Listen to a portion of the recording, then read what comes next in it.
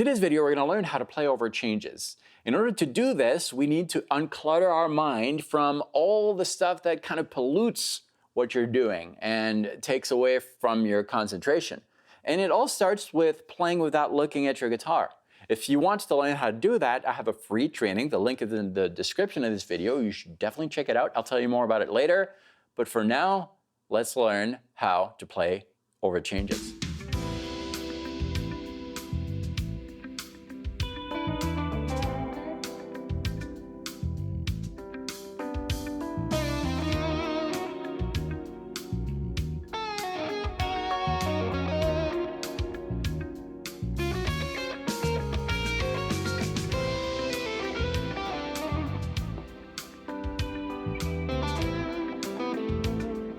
Hi, my name is David. Welcome to the channel, which is all about helping you express yourself on the guitar a little bit better.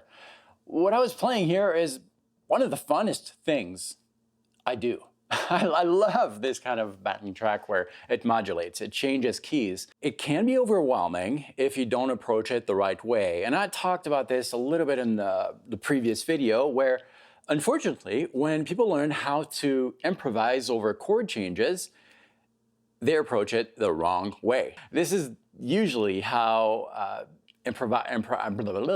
is taught over chord changes. Playing over chord changes is often taught as this. Before you speak, you need to know the grammar. You need to know how to spell words. You need to know the past tense, the future tense, and all of that. And eventually, well, you know the rules, but you can't speak. You know what I'm talking about? We're changing that. We're changing that today by removing from your mind all the distractions you can have to actually speaking. Let me show you how it works. So here's a backing track, 2 different keys.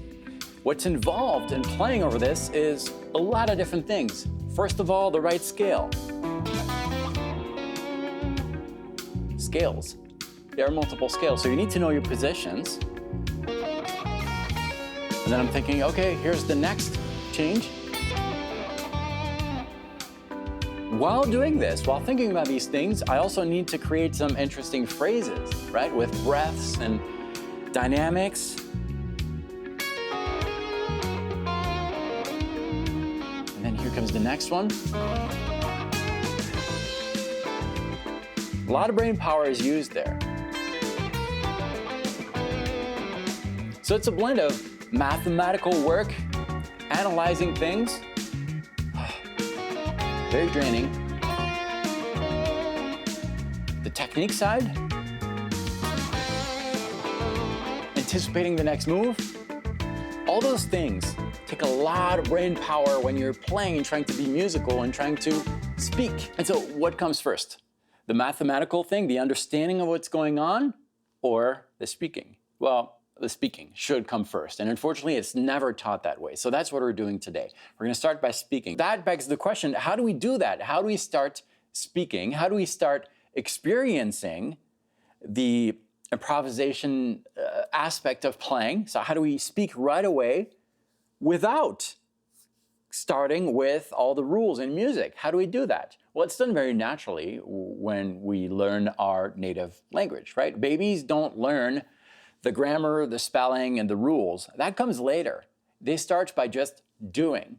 Now, they might babble first, it might not be the right words, but they can express themselves and at least they know what the experience of communicating is, and it has to start with that, I think. And that's what we're doing too. So I came up with this thing here that I told you a little bit about in the previous video. I call it the visual track system. And we're going to use this visual track system in this video, and I'm going to teach you how to start improvising without cluttering your mind with all the theory stuff. That'll come later. Okay, let me show you how it works. What you're seeing on the screen is all the analytical part of your brain that happens when you're playing over a track. It's on the screen, which means that it doesn't have to be up here in your mind. That way you can start focusing on the expression, on the communicating things. So you can see on the screen 2 diagrams, right? Those are the 2 different keys. The active one is on the top right now, it happens to be an A Dorian, but we don't care about that. Remember, we're just looking at visual aspects. And then here's the next one. Now you notice that flash on the screen.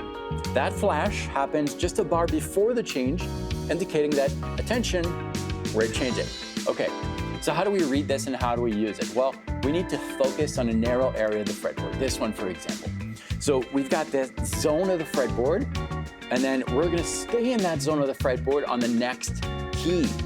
The position might not be super comfortable, but that's okay. We don't need to worry about that. It's all on the screen. So I'm gonna start phrasing with simple ideas in that first diagram, maybe this idea. And you see the black notes? The black notes are safe notes because they're common to both keys. So I can use these black notes to transition and rest a little bit as my eyes drop down or up, depending on where you are on the next diagram. All right, you made it so far in this video. Why don't you subscribe, hit the bell notification. I don't want you to miss anything. This channel provides free content helping you express yourself on the guitar. We're gonna continue on this topic, but for now, just hit the subscribe button, bell notifications so you don't miss any of these free videos. Back to the video. Okay, let's get practical. I paused the visual track. The active key is the one on the top. That's A Dorian. Again, we don't care about the name, but you can visually see what's going on. I'm going to create a simple phrase on that A Dorian. Maybe we'll pick these notes like we did previously. Now these notes are happening in that zone of the fretboard that we determined. We can use any zone of the fretboard, but we're going narrow. We're going narrow, which means that we really need to concentrate on that slice of the fretboard that is on the screen, abstracting from our vision whatever happens on the right and the left. So we're focusing on that. Now, let's say that we are about to change keys, as indicated on the flash on the screen that happens in the actual visual track. So I know that I've got to prepare for the next scale. As I'm seeing this flash, I'm going to try to locate on my lick or in my zone of the fretboard, a black note. We know that the black notes are common notes between both keys. So here I have a common note that is right here on the first string, 8th fret. So I'm gonna focus on that, my eyes on that note. Okay, and I'm gonna go down looking at that note on the next diagram so that I'm ready for what comes next. So that note, which is common on the first string, 8th fret, can be the first note of a new idea.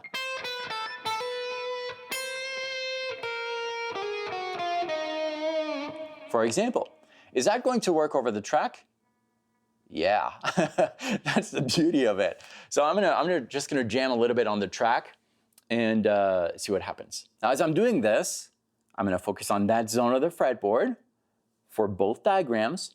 I want you to listen to the changes, listen to what I'm playing, and train yourself to move your vision down or up, depending on which diagram is activated, following the frets so that you fall on the same zone of the fretboard and you know where you're at. Those blue lines that you can see on the screen are gonna help you do that. So train yourself to move up and down, okay? Let's give that a try. Starting in that first slice of the fretboard.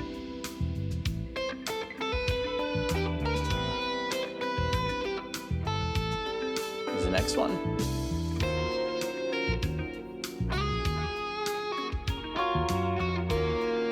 Very simple phrases, don't need to go fast.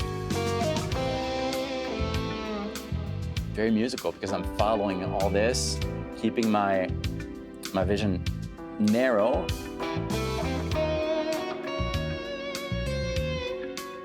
I can just focus on speaking.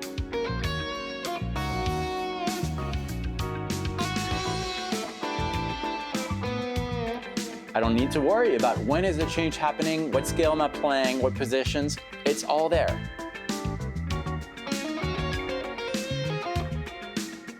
And I'm going to try to start a phrase here and finish it in the next one. Nice.